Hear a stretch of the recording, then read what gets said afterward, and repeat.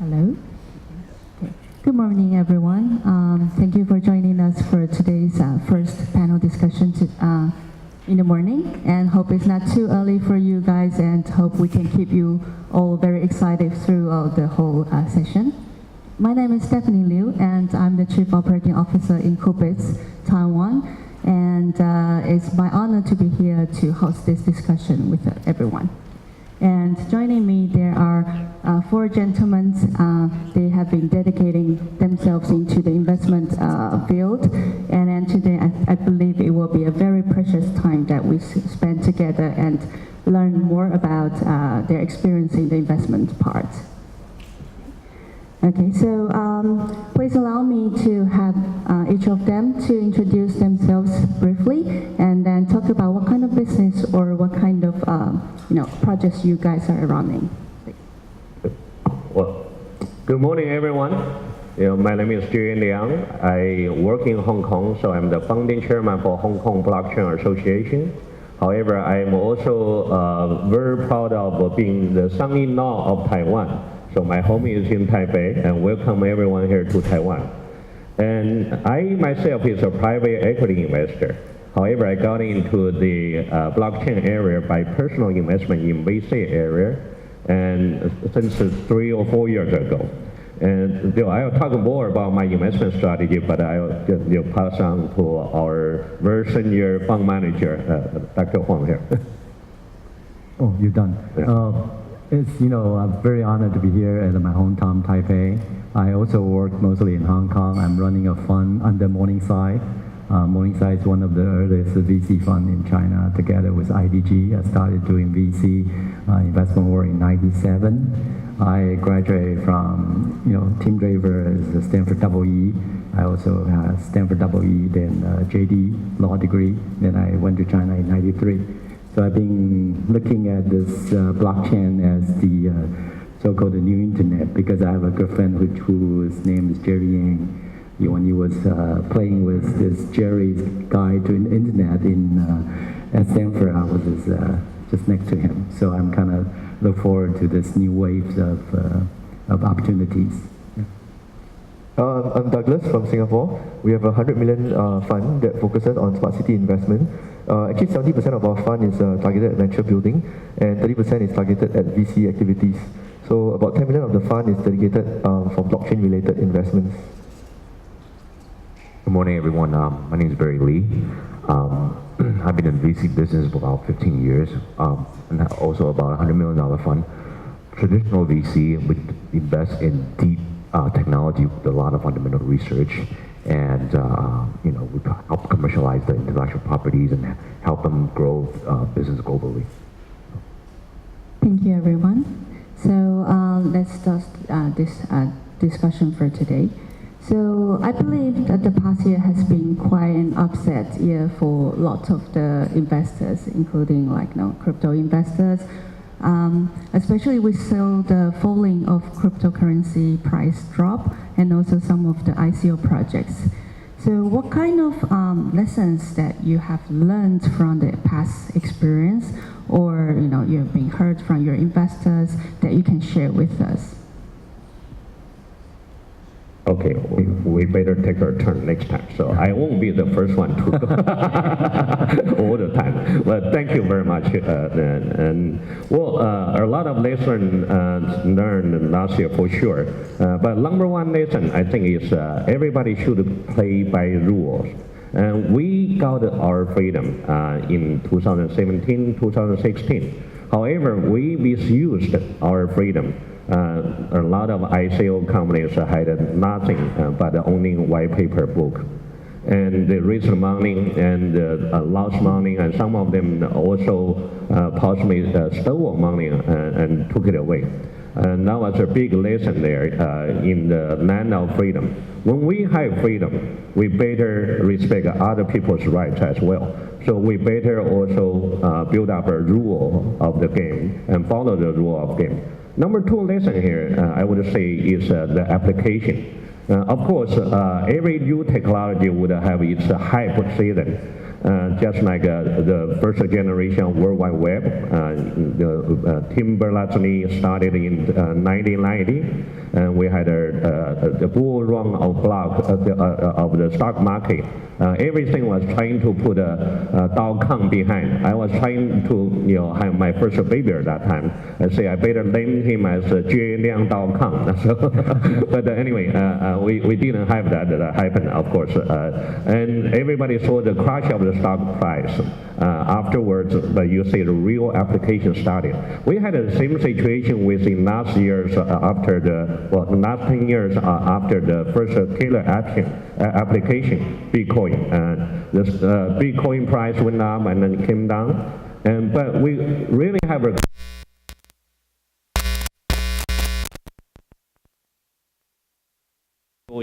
revolution in the economy, and we possibly learned a lesson from the past 10 years, and we got to really treat this opportunity very carefully, and we take it to the next high level of the development. And I think those are the two lessons we got to learn. Yeah, I think that's great. Last year, I think I lost a good friend who is the managing partner and founder of Danhua Capital, Professor Zhang of Stanford. I knew him for years, even before he went to Stanford, became a professor. Because my undergraduate major is also physics. He's a good friend of mine. Actually, we had lunch in Palo Alto a couple of weeks before the tragedy happened. We had a few arguments. First, on the Bitcoin price. I was not as optimistic as him, say, going to be $1 million per Bitcoin. So lesson number one, don't be too optimistic and get carried away. It's a revolutionary future. It's going to get there, but it's going to take time, okay? That's my take on Bitcoins. We were having discussion, it's like digital gold, and people like Sandian, Lightning Networks trying to make it become payment. It will get there, but I'm not as optimistic as Tim Draper, like in 5 years, it's going to replace the use of fiat because of the rule. Because don't forget, I also have a law degree. I learned a lot. Enforceability is very important. You have smart contract written, but where to enforce it? If somebody take your money away, you still need jurisdictions. So that's why it's going to take time. And US and China, because it's self-interest, they are cracking down on Bitcoin. Because China have the control foreign exchange. US already have US as the international currency. You don't want to see another international currency. So, but small countries like Switzerland, like Singapore, like Taiwan has this opportunity. They have rule of law and also have the technology to back it up. I think that's the future.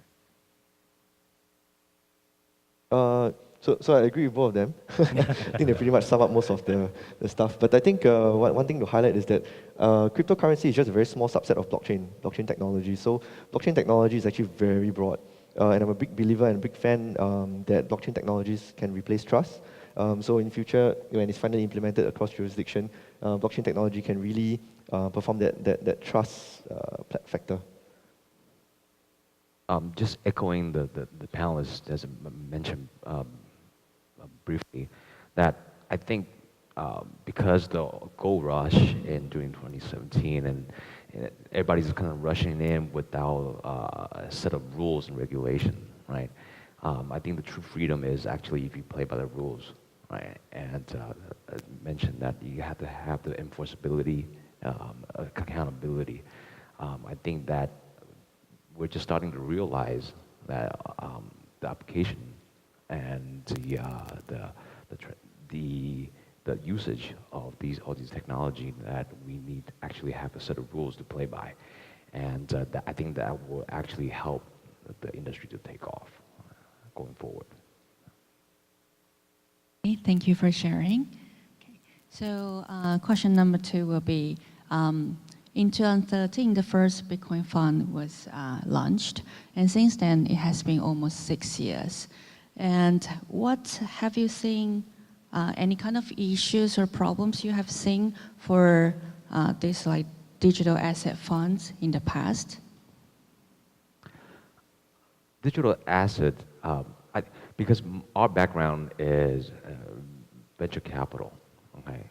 Venture capital in itself is an alternative asset class, and so it's it has been, it didn't really change over time, right? So if you, from an investment perspective, invest in funds or invest in digital assets, is already an alternative investment.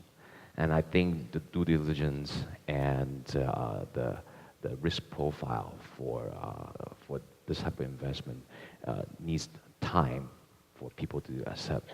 And I think gradually it will be very interesting for accredited and also retail investors. Hopefully that by security token STOs, that there will be much bigger platform going forward. I think digital asset fund and traditional VC investment is similar.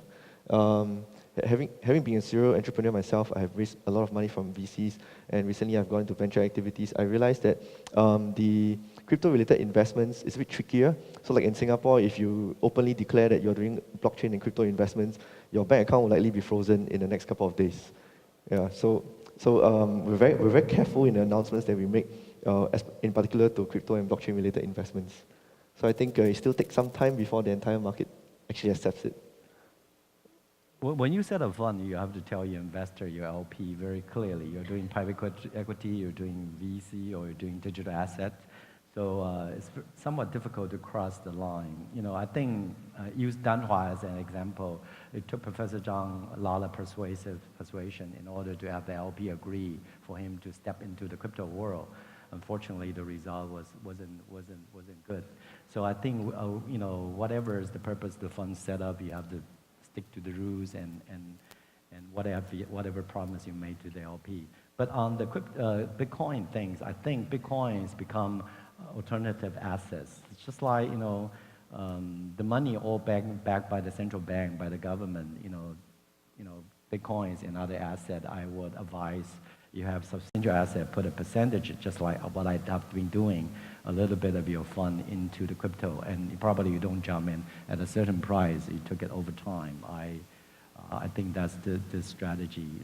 But personally, it would be too exciting, too much pressure for me to run a crypto fund. I still stick to VC fund, and I will put a little bit of my own money into crypto, into Bitcoin. I always say Bitcoin and other crypto are really different, because Bitcoin is a class of itself. Lots of token today being issued to ICO, even IEO, is somewhat less open, less transparent. So I would say my allocation of fund only comes to Bitcoin at this moment. Yeah. Well, I totally agree with Dr. Huang here. On one side, we talk about digital asset, we have the cryptocurrency. Those are the native coins from the public chain, from the decentralized world. On the other side, we also have a strong connection to the physical world. We really have the value inside those tokens. So sometimes we call security token or some other asset-backed token. Namely, Templang just said that they have this asset token. They have a Templang asset token platform there. But anyway, whatever you define, the native tokens or native coins on the chain, and also the tokens reflecting the value in the physical world, those are all, I would say, the digital assets. To me, I started from private equity and VC as well. I put my personal money into companies that were issuing tokens, but as a shareholders, also the option to buy the tokens. And therefore, I actually get into the crypto world from the real world, and I still want to go back to the real world. I believe that the last 10 years, we say the native coins on the chain has caused have caused a huge revolution or disruption in cross-border payment, in the banking sector. And in the future, I would say the next big thing would be in the capital market. Yeah, everybody knows that the capital market has been controlled by a group of tycoons or group of Wall Street gangsters in the past. And the famous book, Capitalism in the 21st Century by Thomas Piketty, he had a very big number of statistical arguments there that the growth of capital gain is much quicker than the growth of labor income within the last 150 years ever in the human history. So that, in that case, we see unbalanced world. We see a discrepancy between the rich and the poor, the mass majority. And blockchain is actually the technology for sharing economy. And the last thing to share here in the economy is capital. And we really want to bring the blockchain technology into the capital market to use security token as one of the tools, use distributed ledger technology as a foundation to change the current capital market structure. Therefore, to create a world of sharing capital, I think that's a real future for us, not only here, but also for everyone, our younger generation in the future as well. They would have much easier access to capital, much easier to start. They would be much easier to start their entrepreneurship. So that would be the huge opportunity there, yeah. So that. I think Jay is well say. Let's forget about the currency part. It's the blockchain technology. I think a connection to the real world. What's the real application? I think it's going to disrupt the banking, the security market, and everything. It's really exciting, really big. And one thing, as someone born and raised in Taiwan, and also son-in-law of Taiwan, we think Taiwan going to have those STO regulation in June. I'm truly hopeful it won't be a birdcage regulation. We were joking. According to the current draft, STO stands for soon to be over. Once it's issued, everything is done, soon to be over. So I think we're going to lose the opportunity to be the leaders in this potential great economy market. I also want to echo that. I think the application of digital asset will definitely change the way that VCs and private equity funds conduct themselves, the way that companies raise money and VCs and fund managers raise money. It would definitely disrupt our way of doing business going forward because VC, we pride ourselves in investing in disruptive technology, but there's nobody disrupting us, right? So I feel that the application for this digital asset will definitely change the way we conduct ourselves. So, like everyone mentioned about like STO, like different types of the digital assets. So I would like to know more about like how do you feel that, what's the key for this digital assets to be evolved, and what is the key for this digital assets to be successful? I think Your turn now. Your turn to say the least. So as a serial entrepreneur, I've started many companies. I've seen the evolution since '97, where you have concepts, and after that you have real world applications, you have e-commerce disrupting retail, and then now you have cryptocurrencies, blockchain technologies disrupting potentially the entire banking sector, the entire security exchanges in the world.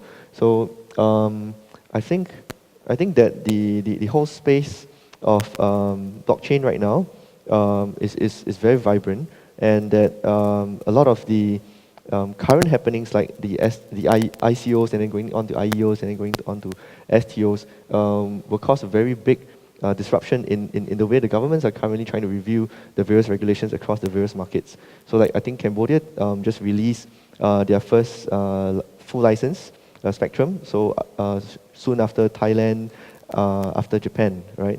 So I think a lot of the countries are going to start focusing on regulations. I echo Barry's comment about VC. VC model hasn't been changed, has been catering to the rich.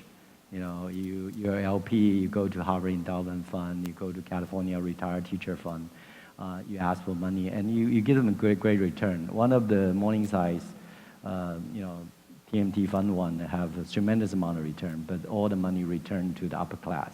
So I think, the way the blockchain can have that distributed, that's a good thing. The other one, since I'm on the center of the stage, I would like to explain about why I say it's soon to be over. Regulation to be issued by this government is, if you limit the issuing company has to be Taiwan, the amount capped at $1 million US. And every investor can invest up to like, how much was it? 3,000 US dollar, and the circulation is also limited. It basically is over. Look at all these companies. Is Alibaba, is Xiaomi, China Incorporated, Hong Kong Incorporated? No, they are Cayman Incorporated. So for flexibility, attracting international VC money, it has to be international at least. The issuing entity cannot be limited only to Taiwan. And $1 million for a fund running $100 million, ask him to invest $1 million in a company. That's basically nothing. So I think those mindset has to be changed as the regulator here in order to make this a promising land. That's my take on the things. Well, I think, of course, regulation is one thing and technology is the other. But the real application is where the commercial value is. Not only the regulators in Taiwan have to be changed in their mentality, but also the entrepreneurs here in Taiwan should also have much broader view. I love Taiwan. I always, every weekend I come back here, not only for family, but also for my personal enjoyment. However, if I want to work, I really encourage every entrepreneur here to go abroad, go to ASEAN, go to a Greater China area, and that's where the marketplace is. And when we come back to the digital asset, in the future, again, I think the real opportunity is still in the capital market. And then in the future, you will see that the token would have to represent the asset. And asset is very local. That could be the company's equity, could be the real estate, could be the loan issued by a local guy and borrowed by another guy there, or maybe by derivatives based upon those assets there. So therefore, I think in the future, if you really want to invest in a token or the team who wants to start a business, you have to focus on the local market and to build up the real assets there. So, I think that Taiwan has a good future to be the center of East Asia. However, the rules or the mentalities of the people here may have to open up a bit more. And therefore, they can really touch, they can really extend their reach to the big asset potential in Greater China area, and also connecting with ASEAN areas there as well. Yeah, I mean, I agree with Jay that localization is very key, and having the regulation to support the ecosystem to fractionalize these assets to ensure the success of digital assets on the platform is essential for the building of the ecosystem. And it can be done regionally, but the platform itself is supposedly be opened up to everybody across the world. But you have to have a localized ecosystem built in. And I think the regulation for Taiwan can drive that going forward. Yeah. I think STO is a mechanism, but you look at the use of blockchain. It can be in financial, it can be people doing power, doing medical, at my table. So that are the project itself. And STO give them the way to tap into the international capital and to the capital market. That's two aspects of the blockchain. Thank you. So although Jay has already covered some of the the next question I'm going to ask, but but I'm still going to ask this question. So as a from the investor perspective, what kind of suggestions you will be giving to anyone who is interested in setting up a new blockchain business in this industry? Okay. I think Jay says very well. It has to be, first day one, it has to be truly international. One thing about the nature of the blockchain is international. Just like in the regulator shouldn't limit their mind only dealing with Taiwanese incorporated company. You shouldn't limit yourself in dealing only with a small geography spot of the world. Its application has to be wide. Just like the internet, when you set up, the world is your market. And you use your strengths in the technology, no matter it's medical, power, or financial, real estate, there are ways to apply it. So I think you have to have the expertise in that in order to build your project. And credibility, I think is also very important because today, lots of scary story. So credibility is also very, very important. And when you give out presentation, give out speeches, you are very sure that you could fulfill your promise and deliver whatever you promised. In our fund, in GBCI, we focus on smart city investments. So when we first started the fund about a year plus back, we started looking at what will make a city smart, and we figured that blockchain technology could be one of that trust factor that will help efficientize the whole smart city. So then later on, we realized that so we found a German company who has this road technology that detects the velocity of the vehicle, and it generates pressure that will help to power the street lamps. And it will then ledger on the blockchain, and then it will then automatically change the traffic lights according to the velocity of the vehicles and the pedestrians walking on the streets.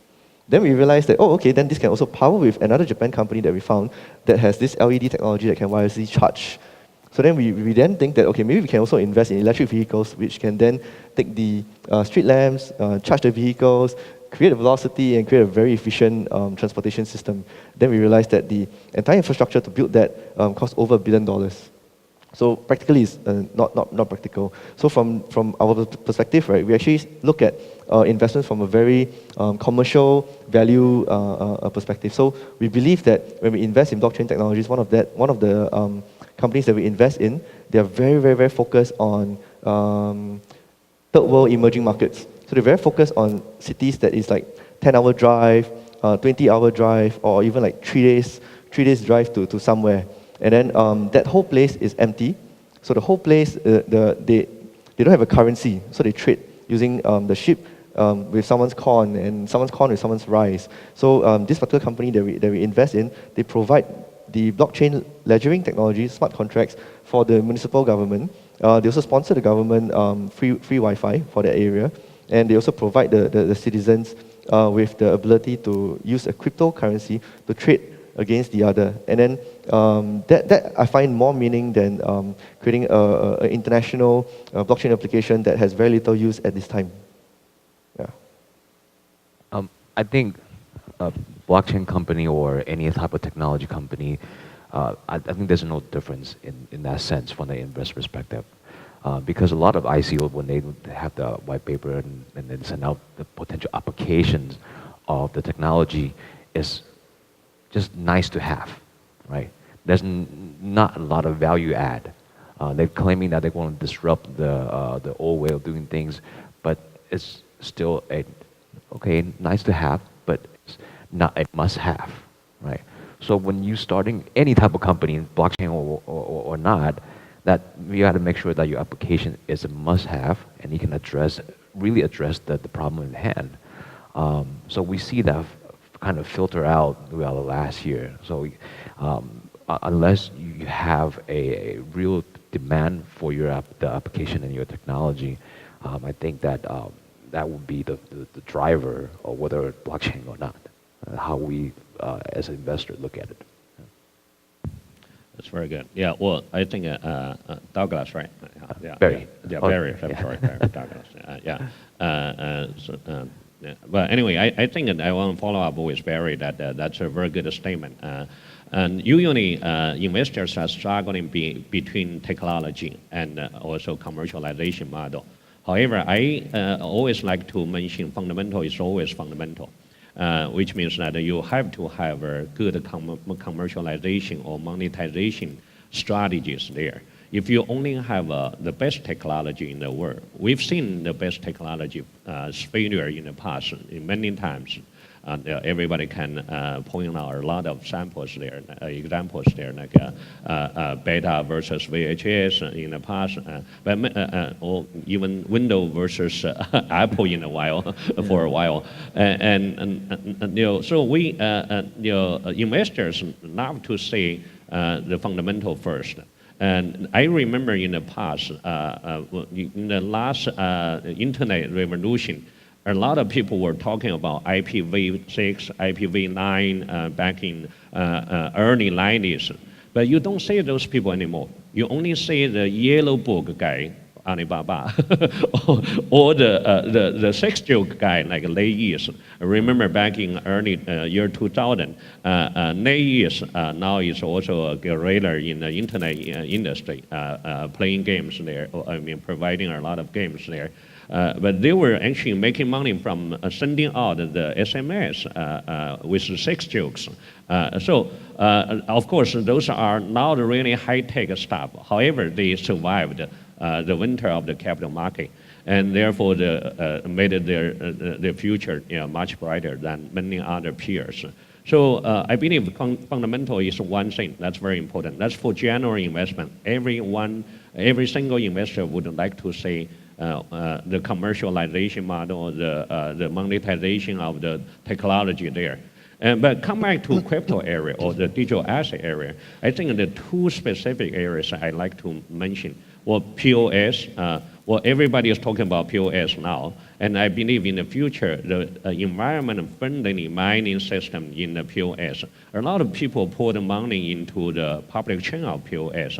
However, only less than 5% of the money poured into the mining area. Of course, POS mining is totally different from the POW mining. I think that area might be a good area to start with, and we will see a lot of futures in that area. Another area, of course, is the ecosystem of STO. From the very beginning, you have KYC chain, AML chain, safety chain, all the way to report disclosure chain there, or the platform there, and to exchange, the compliant exchange with both the traditional stock exchanges, compliance mechanism, and also the virtual asset mechanism inside. I think the whole chain, of course, along the way you have the rating, you have the third-party appraisal, and the third-party custodian, and settlement agent. So that ecosystem will be flourishing in the near future for sure. And we've seen a lot of startups in that area already. However, we would like to say a lot more there. And if you have those projects, I would love to contact you after the speech later. Okay, so thank you everyone for the sharing. And I think the very important takeout today is that we know that blockchain has more than just cryptocurrency. Okay. So cryptocurrency is just one of the applications that are built up on the blockchain technology. And then blockchain is still a very evolving industry that in the future could have a very bright future. Okay. I think the blockchain technology is just the beginning of the share economy. We've seen a lot of business model in the share economy, and this year we have Pinterest, and we have Lyft, we have Uber. But I hate those guys go to IPO. I think they should go for STO instead. They already have a huge crowd of community. I also want everyone here to remember that. Okay, don't go to IPO. Okay, go to STO. That's a real future for the shared economy. If you don't believe in blockchain, don't do that. You go IPO and you do the conventional centralized corporate management system, and you take it to IPO. Of course, Uber is not really a shared economy. They claim they were shared economy, but they were actually controlled by a group of shareholders and management system there. And they are making money from people who are sharing their cars, sharing their driving time, or sharing their own money there, and in a way, to be the customers. So the real share economy, I would say, should be decentralized, not only in the business model, but also in the ownership structure.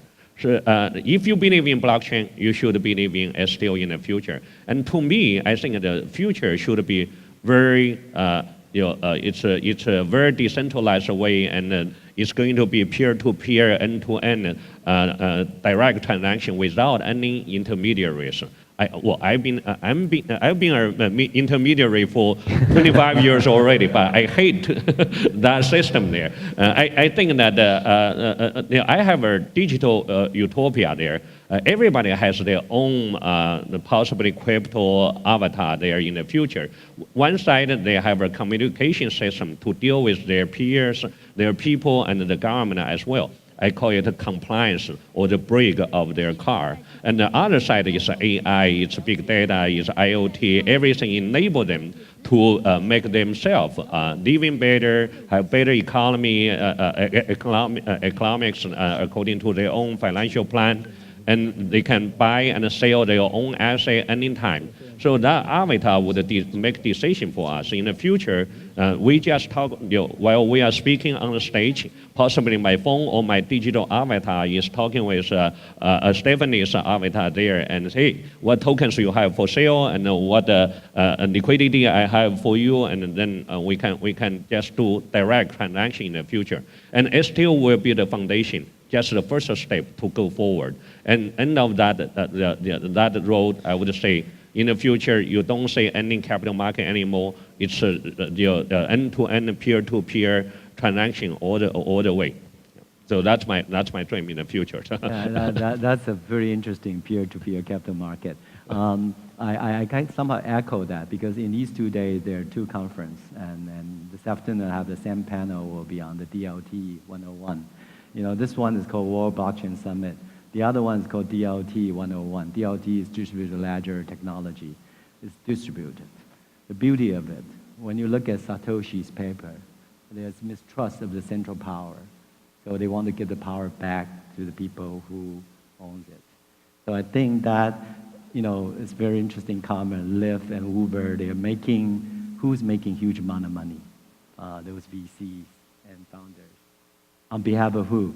The drivers who put in the labor. So you guys share, but there's other people making all these ton of money. So if that can be changed using DLT or blockchain, and the capital market can be peer-to-peer, and the profit can be shared by everybody instead of the rich, the top 1%, I think this world will be better. I think that's my ending of this. I think a lot of technologies has always been driven by the military, just like drone technology, email, in some sense, the internet. So I'm very interested to see how the military will actually be using blockchain and decentralized technology to further enhance their military prowess. Yeah, my view is that I think STO will definitely replace the IPO in the future as long as the ecosystem and the support system matures, and it will definitely take it over, and I look forward to that.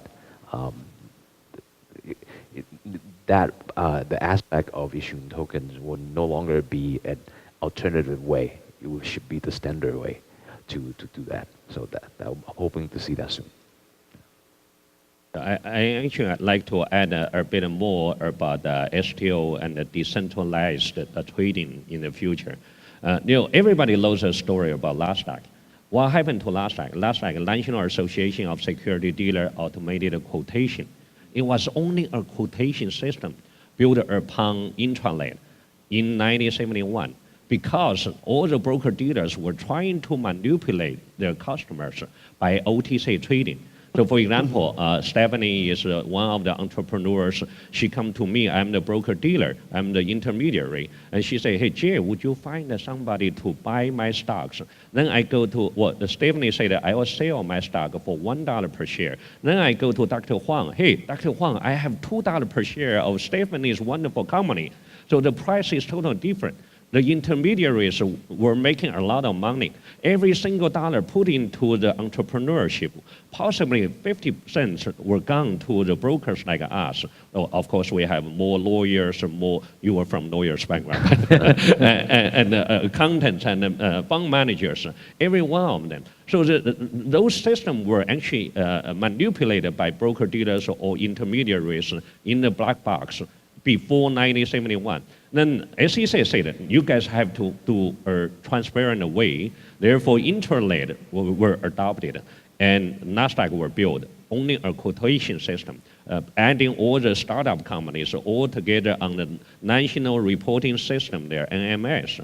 And after 87, Nasdaq built a stronger execution system. And in 98, the year also ATS license were issued. Nasdaq launched their takeover bid to the second largest stock exchange, American Stock Exchange. They took over American Stock Exchange.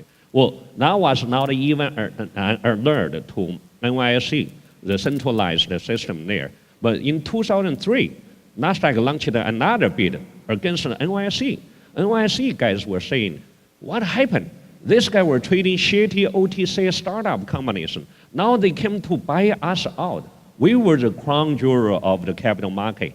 We, the gangster of NYSE specialists, the floor person or broker or members or whoever there, we control the capital market. How those guys, the broker dealer, the mama and papa shop, would come to us to buy us out? No way. So they went to SEC and also the Trade Commission and say, this is monopoly. There's no way this offer should be realized.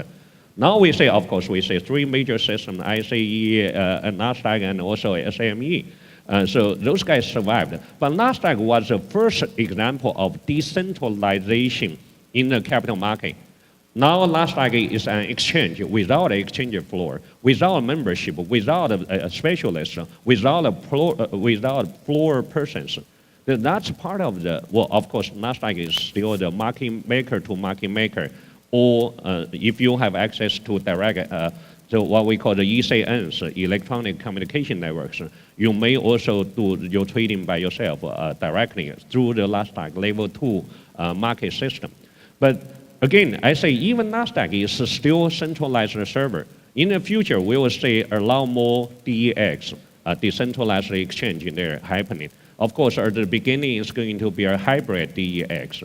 In the future, gradually, you will see the technology improves and the market advances, and everybody like you guys here, you would go for STO, then we are going to go for peer-to-peer. Everybody has their own exchange. Everybody would also issue their own tokens. Of course, they build up their own financial plan, and they can achieve the best according to their AI recommendation. So that's the future we want to go for. But I think there's, you say I'm a lawyer, I'm right. You're 100% right, but it's still enforceability. Whatever startup, try to raise money and took your money and run. In the US, you have this well-developed body of law that to protect the investor and protect everybody. So we still need a jurisdiction to be landed. Even the blockchain or DLT is distributed. The participants from everywhere, but still have that enforceability. That's one thing for this thing to be open, transparent, and accountable. Yeah, it has to be that. Otherwise, mom and pop's money, who protect them? Yeah. I actually think that the millennials and the younger generation of people love the decentralized concept. And the way they think is less about accountability and jurisdiction. I think they care more about, do I have the share of voice?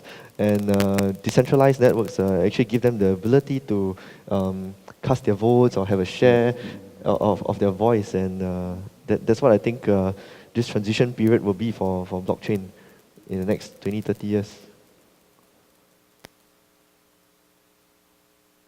Okay, thank you, gentlemen, for your precious sharing today, and thank you. Thank you. Thank you.